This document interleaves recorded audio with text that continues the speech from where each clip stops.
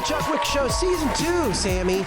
And it's 2026. I know, it's weird to say 2026. It took me a year to get used to 2025, and now here we are changing it to 2026. How did you feel? Did you make it through New Year's Eve okay? I feel like I barely limped through 2025, but for a positive reason. I just had an incredibly busy, incredibly strenuous, chaotic 2025. Overall, net positive, no complaints, but yeah, I'm happy to see 26 on the horizon here. Me too, because we're going to start off with a bang. We got a big show. Adam Sanders from The Road. Keith Urban, The Road. He's going to be here, which is huge because he's been in town for a long time, and he finally, it's a 10-year town. He's making it happen. I don't know if he's been here 10 years, but he's making it happen.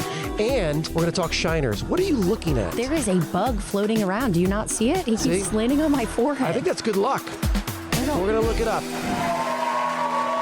You're still working for Old Dominion, correct? I hope so.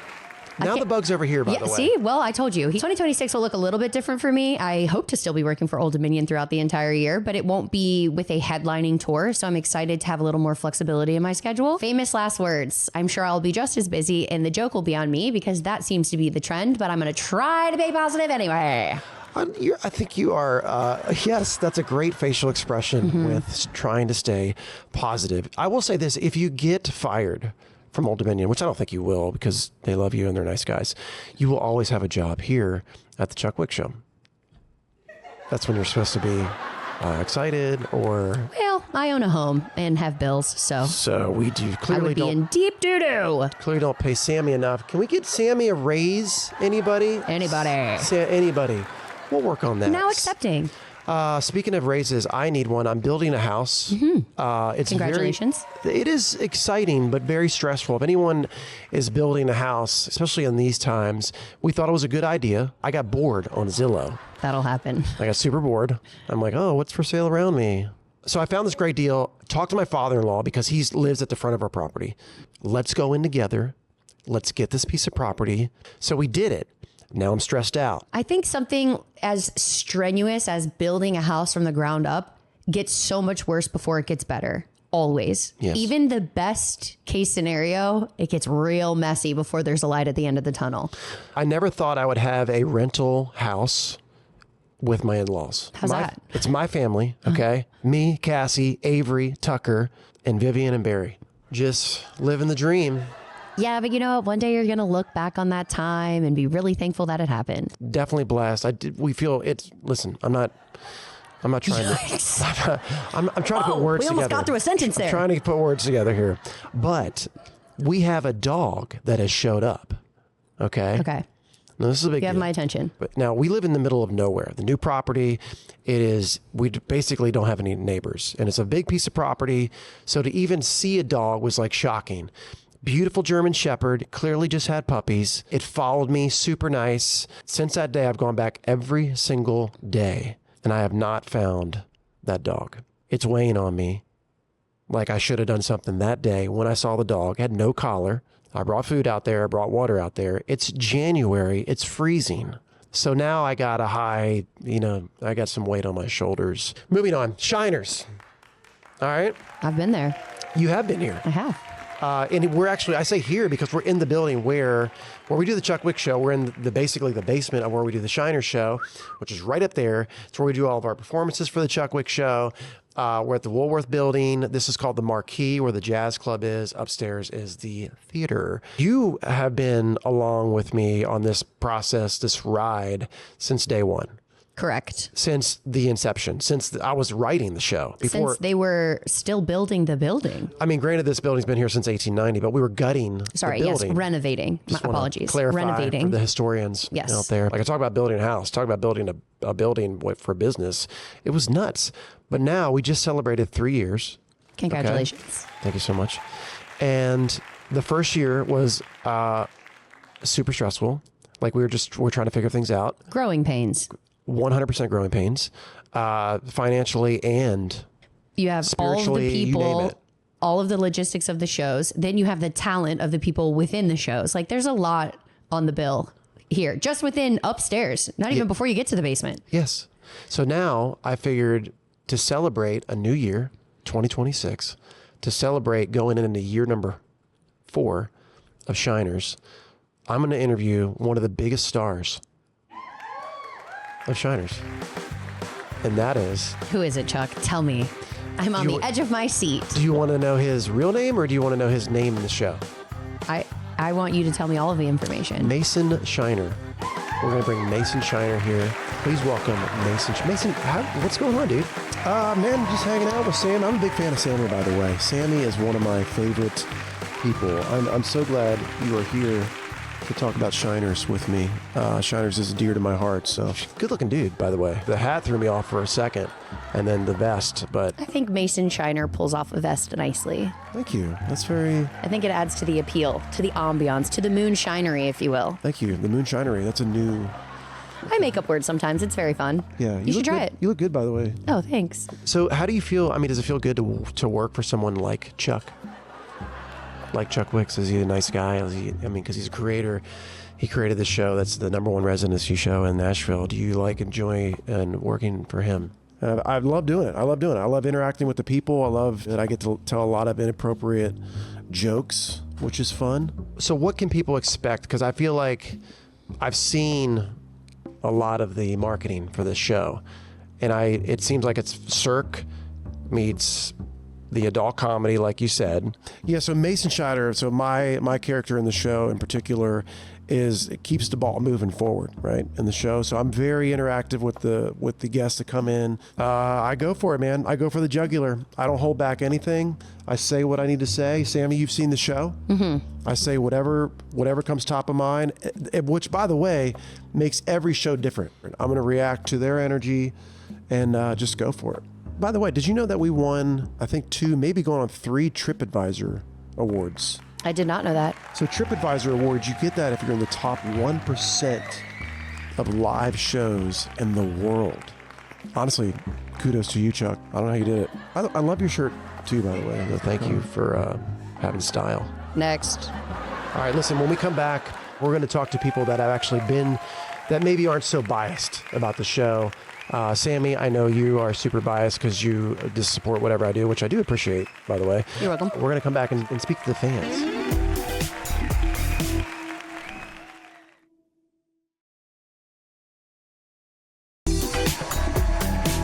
All right, we're back, and that was a lot. Mason Shiner, that was a lot. I could relate to that guy very well. But now we have someone that saw the show for the first time ever. Mm-hmm. She works on the Chuck Wicks Show behind the scenes, but you're like, I want to come see the Shiner Show. Right. And you came, you saw, you conquered. And I feel like I remember seeing you in the audience and I saw the pure joy.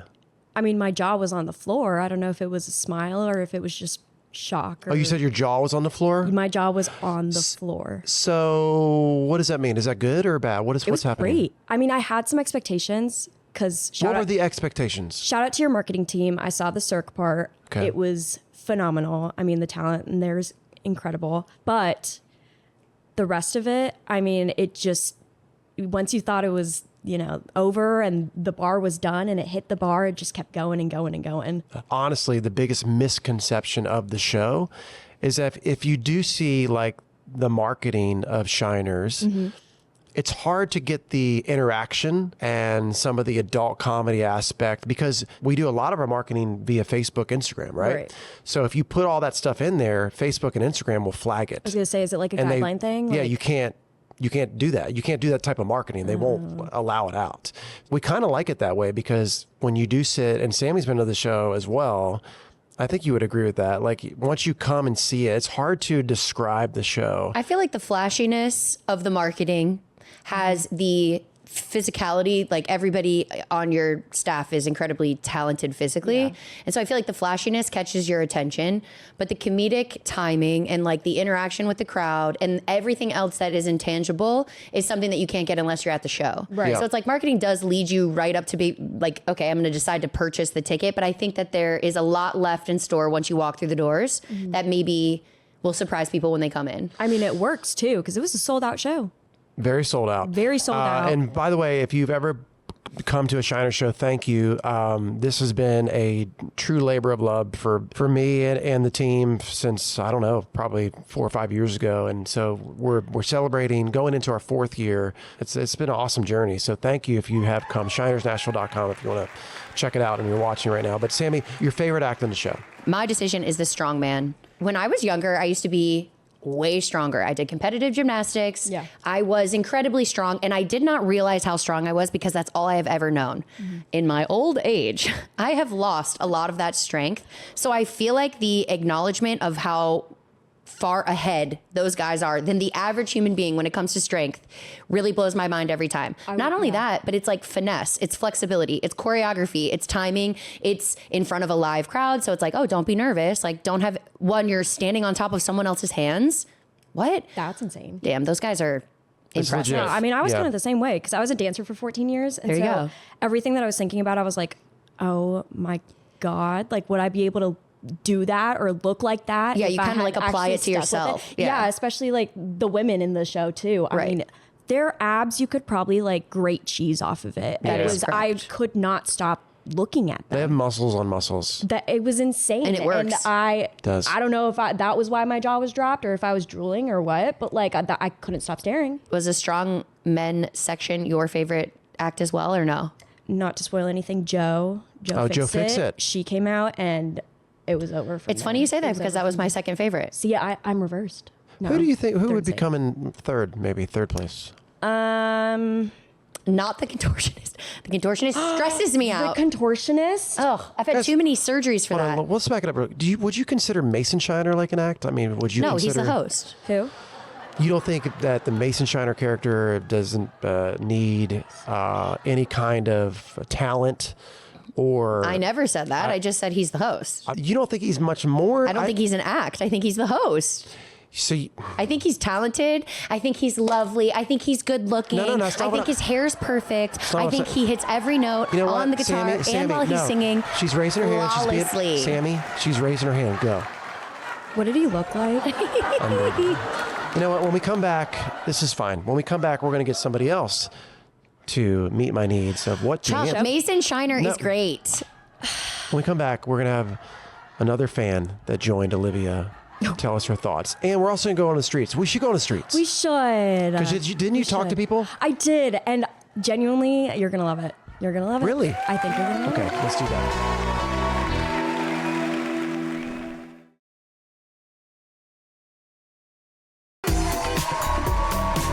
Hi everyone, it's Olivia Blanco. I'm here in downtown Nashville at the iconic Woolworth Theater. We're about to watch the #1 show in Nashville, Shiners, starring Chuck Wicks himself. Stick around so we can ask the audience what they think. Shiners, it's time!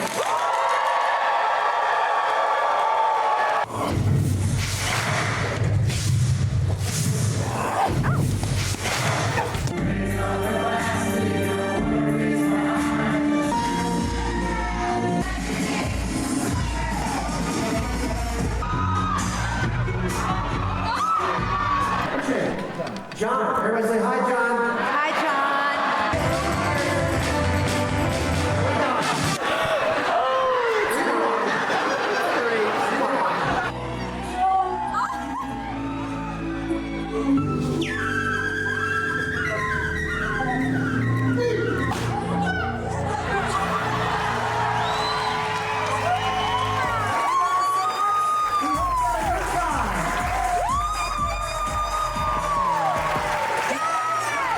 I have no words. Let's go talk to some people, see if they have words.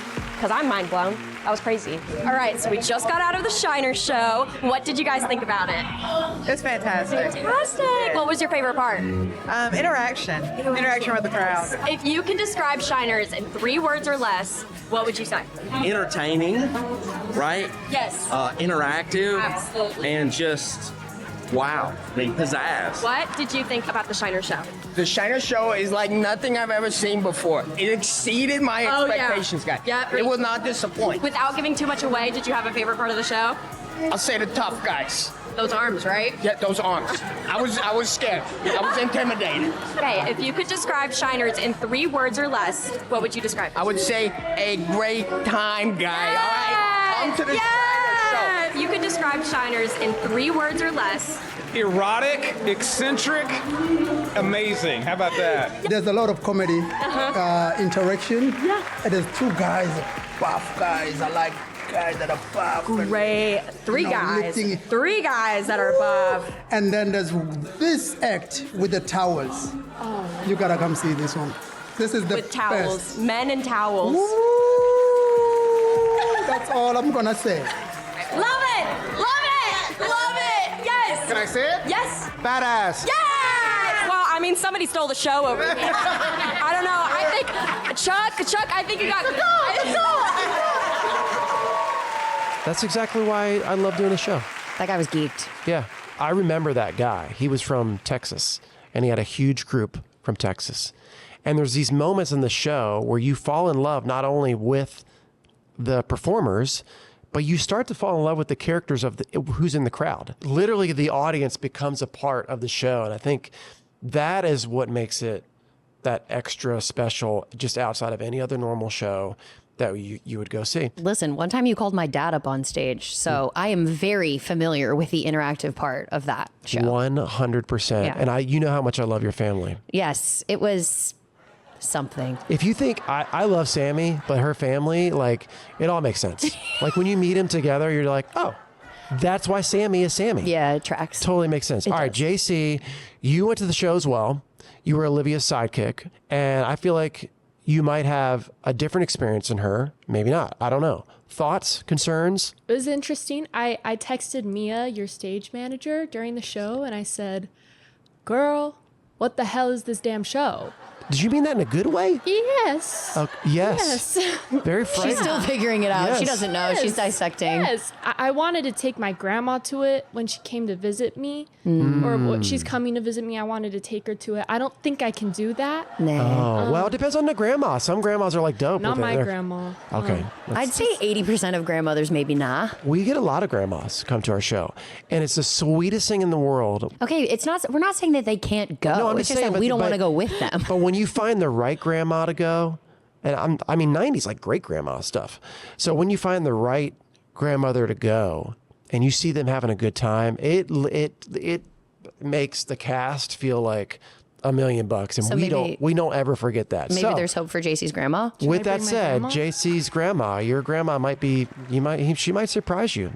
It was great, fantastic. I can't do any of the things that they did up there, and So was it shockingly good to you then? Shocking. I knew you were going to say that. It was shocking. my jaw was on the floor the whole time, and it was a lot. It was a lot. See, this is a perfect example. We're not a safe show. When you're polarizing and when you go for it, those people that align with you and see what you see and feel what you feel and have the same sense of humor, they are going to fall in love with you. And have some people that don't like it. Who cares? There's people that didn't like the Beatles. There's people that hated Elvis. There's people that hated some of are known as the best artists in the world. There's people that hate them. You may not come back with your grandmother, which is fine. But that doesn't mean she won't come back. But that doesn't mean you won't come back. Or you might say, you know what? I know the perfect friend who will love this show. Yes. If you get offended easily, the door is to your left. Mm-hmm. You're not going to come see Hamlet. No, this is the type of show where you're meant to let loose, don't think about anything, forget about the world outside, have fun, watch amazing talent, take a joke, have fun with it. ShinersNational.com, check it out. Come if you dare. When we come back, we got Adam Sanders, the winner of The Road with Keith Urban. Yeah, big winner.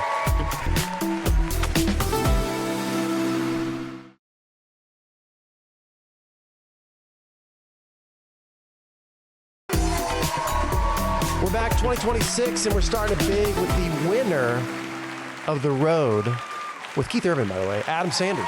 What's up, guys? The winner. You did it. You did it. Crazy. And you're somewhat rich now, too, because you won $250,000. Is that Well, true? after Uncle Sam, I mean, you know how that game goes. Facts. So $125,000. I've known you for a while. Yes. We were talking earlier about this being a 10-year town. I feel like you've lived here longer than that. I moved in 2009 and really kind of got my start. Yeah, you do the math. I barely graduated high school, Okay, so I don't know what that computes to. But I would say I've been professionally in the music industry as a songwriter since 2012. I got my first publishing deal in December of 2012. And man, been grinding ever since. Started putting out music in 2014. A lot of people may not know this. You're a well-known songwriter. Crazy my path. So the fate of all of this, when I was 12 years old, I've got an uncle that works in the music industry. He's a session guitar player. He called me and he said, "Hey, have you ever thought about writing songs?" And at 12 years old, that did not compute to me. And he said, "You should look into writing songs. That could be your way in the music industry one day." Because my whole family knew that as soon as I graduated high school, I was going to move to Nashville and try to chase, the artist thing. And fast forward, I moved to Nashville. I worked in construction for 2 years. Ended up signing a publishing deal at Big Yellow Dog Music. And 6 months later, I got my first cut on Luke Bryan. And 2 years later, I was sitting on 2 number ones and a top 15, thinking I was going to get this triple play award. And so everything happened on the songwriting thing for me very early in my career. What were the 2 number ones? So people. Ain't Worth the Whiskey, Cole Swindell, and Hell of a Night for Dustin Lynch. Not bad.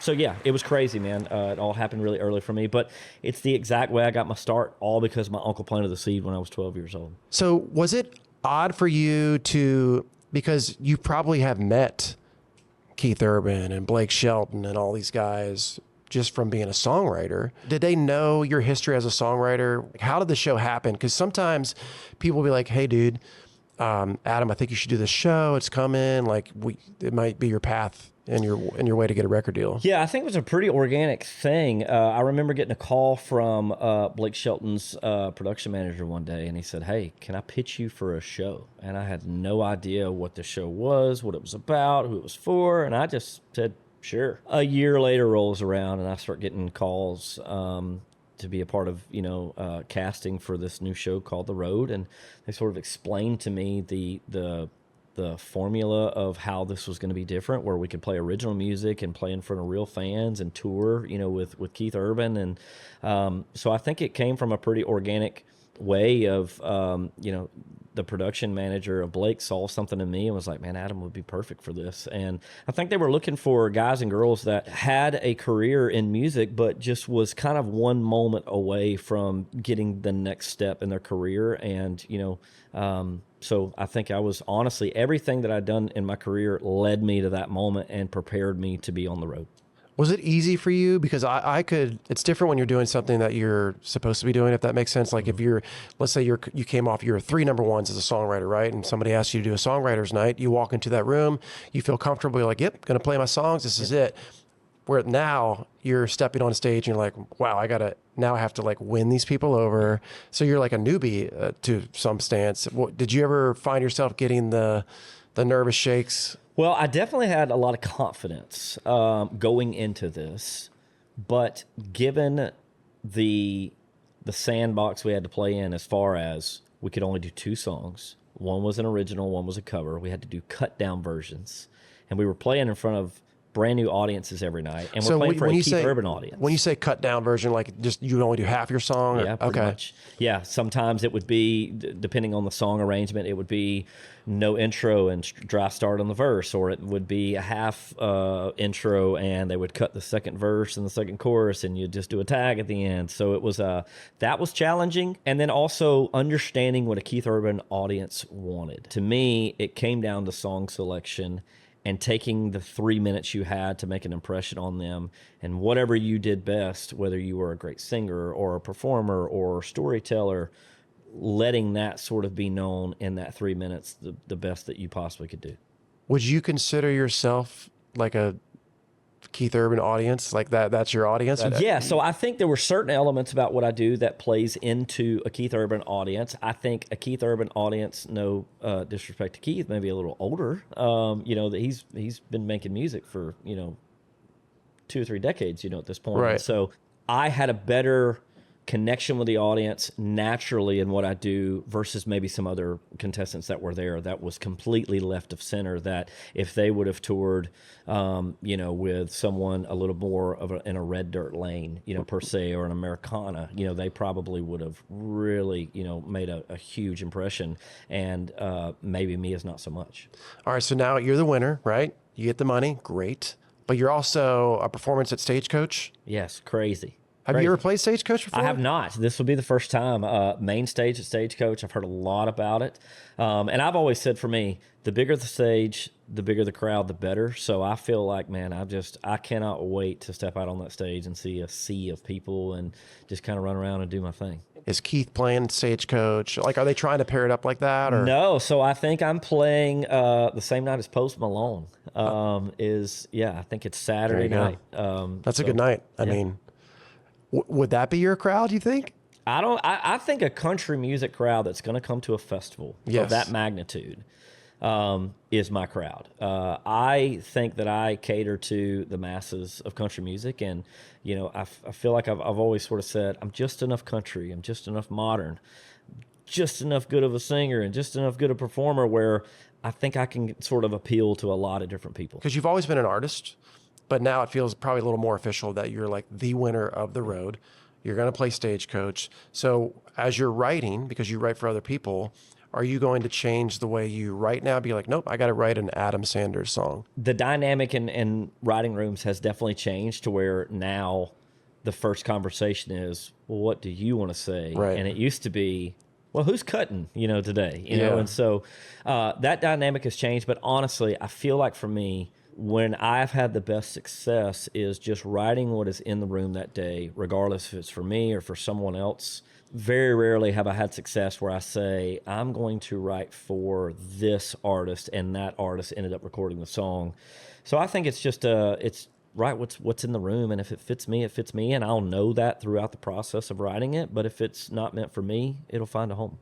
I want to go back to talking about your publishing deal. Now, Liz Rose and Sam, I mean, everybody in the community knows who she is, but she used to be like Taylor Swift's right-hand gal. I mean, she's loaded with money at this point. She got that Taylor Swift money. Yeah, she does.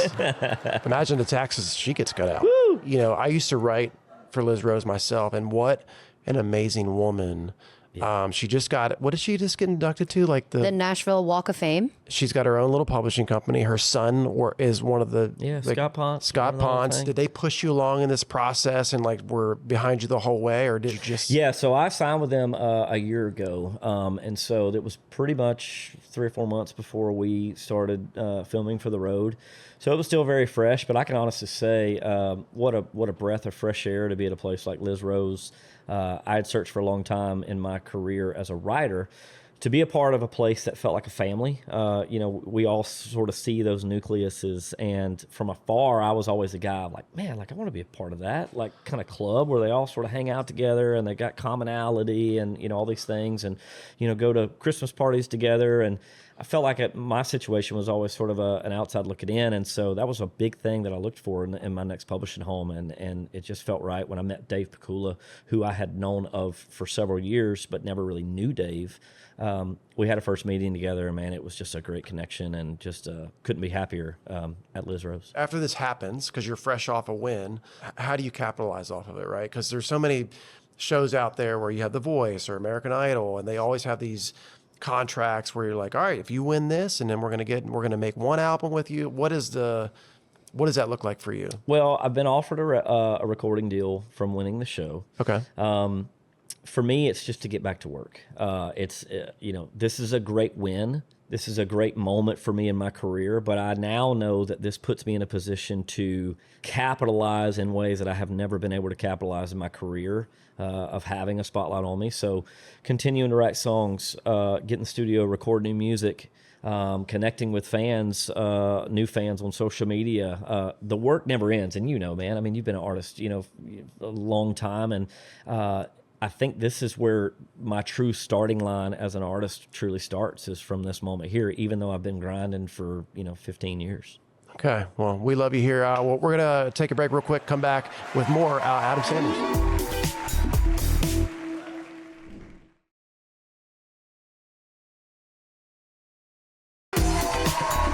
We're back with Adam Sanders, the winner of the road, which is awesome because now he's got more money than he did yesterday.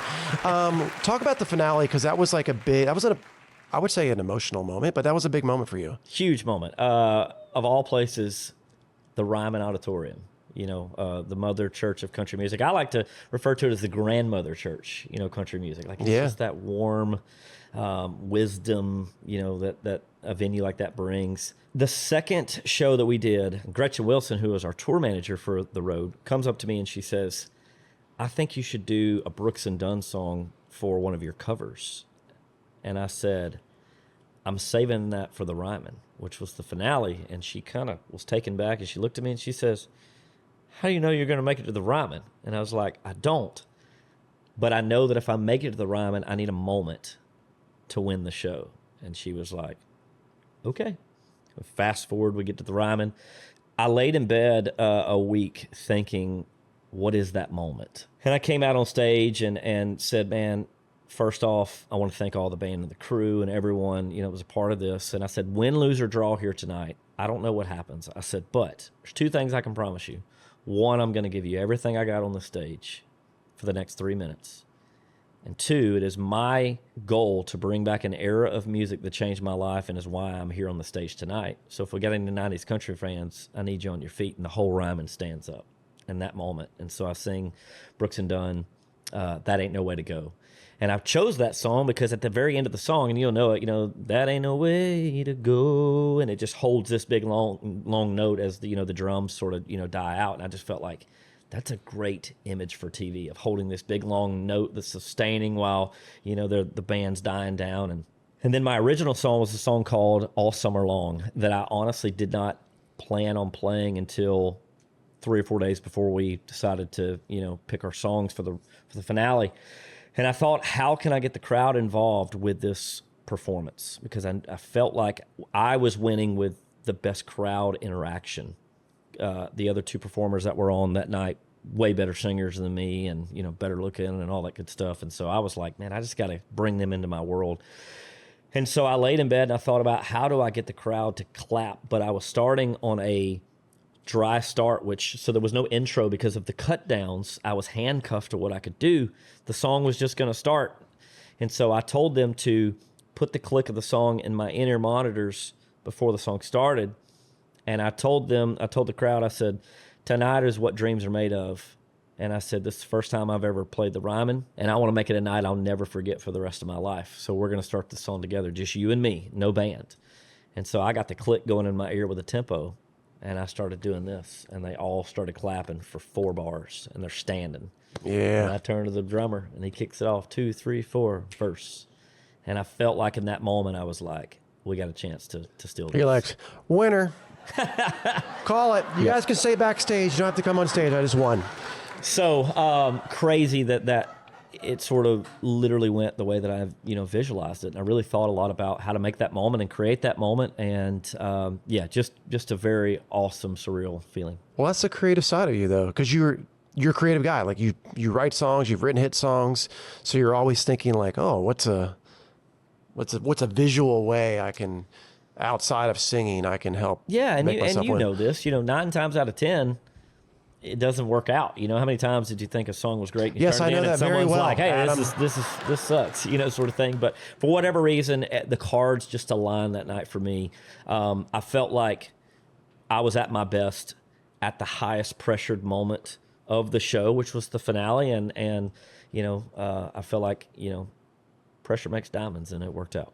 Do you feel like the creativity, like you're saying, you have the click track in your ears, you're trying to think of a way to capitalize on a moment? Do you think that is what separated you from the other competition and why you won the entire thing? The amount of time that I have toured in my career and been in those environments of playing to audiences and being able to speak to the band in a way to get my vision across, knowing that we were doing cut downs or, knowing how to connect really quick with an audience, and knowing that I needed to focus on what separated me from anyone else in the competition, and which I identified as the showman, the performer.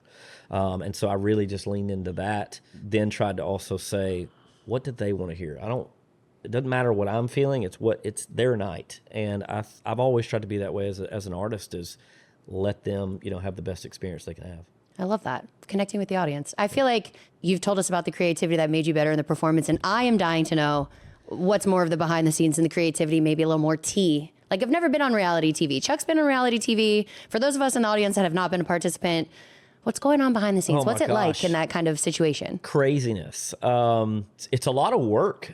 Honestly, I had no idea the grueling days that it was going to be. The fans just sort of saw us play 8 shows with Keith Urban in 8 different cities. And we traveled on a tour bus in between each show.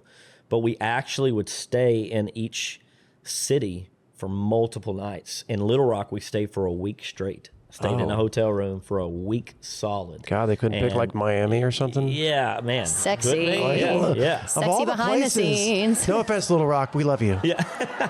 Dealing with getting sick. My back went out in Memphis, completely locked up. If we would have had to perform that night that it happened or the next day, I would have had to withdraw from the competition. I was in that much pain.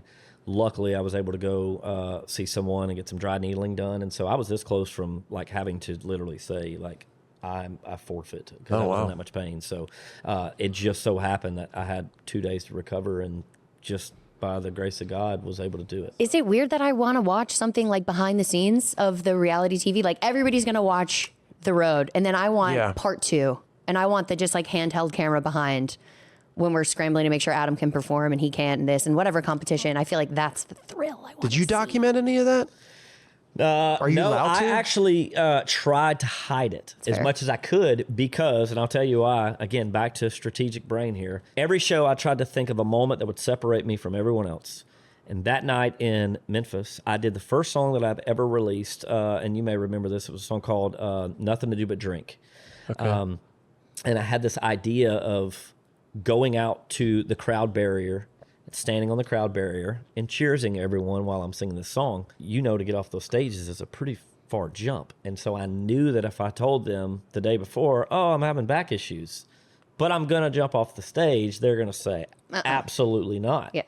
So I did my best to just kind of hide it. I was taking way too many ibuprofens and, you know, just eating them like candy and Skittles and just trying to get through it.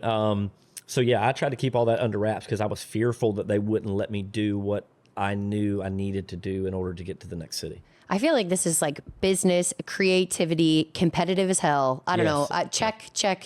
Yeah. Do you feel like how you keep saying, I want to separate myself from the competition each time? How much of it was innate and you were like, this is a good idea, I should do it? And how much of it was like, I've seen other artists do it, and you kind of play off an idea of, like you said, you've been in Nashville for 15 years. You had to absorb something from other artists over the time. How did you like juggle the two? Yeah, I think I've always been a sponge. I've got some really good friends in the business that are more successful than me, and I've been able to go out and open for them a lot of times. A guy like Dustin Lynch. I've watched him and his crew and how professional they are, behind the scenes, and how everything is just kind of, right on. And I see what works for him as a performer.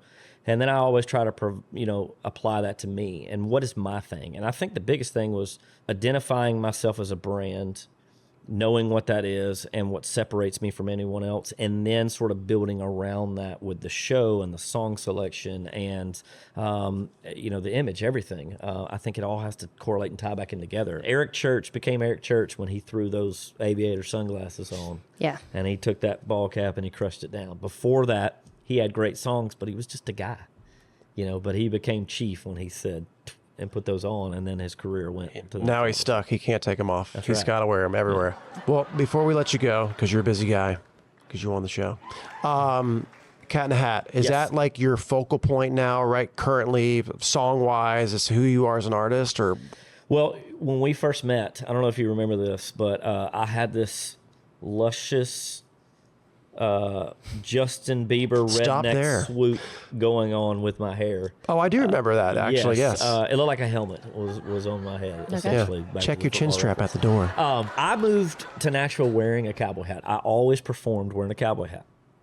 And somewhere along the way, when I got to Nashville, I ditched it and grew my hair out and put a ball cap on, and I just kind of got away from it. And I just kind of turned the dial back to what makes me me and different, and I think it is my authenticity in late 90s country music. And so I thought, man, I'm gonna put the cowboy hat back on. And it just so happened that a friend of mine, we were getting ready for a Right with Liz Rose. We were at breakfast one morning. He said, man, I got this idea called Cat in a Hat. And I'm like, are you high? Like, what are we writing Dr. Seuss, novels here? What is Cat in the Hat?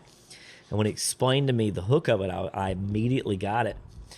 And it felt like it was the perfect segue for me putting a cowboy hat back on. The hook is, bury this cat in the hat when the good Lord calls me home.